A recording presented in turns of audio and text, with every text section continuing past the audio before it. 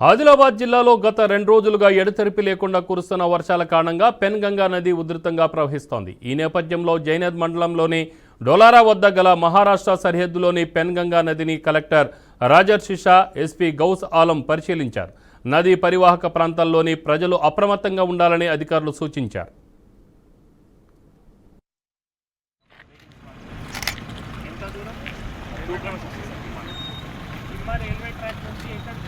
గిమ్మా village okay అంటే వాళ్ళు ఎప్పుడు గిమ్మా రైల్వే ట్రాక్ నుంచి గిమ్మాకి మన కనెక్షన్ సో ఇక్కడ నుంచి వాళ్ళు 2 కిలోమీటర్స్ నడుచుకుంటే వెళ్ళాలి.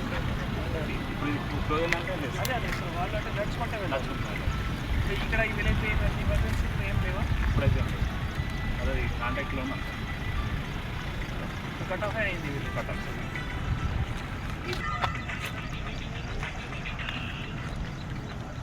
సార్ నమస్కారం సార్. రాజీవ్ నమస్తే.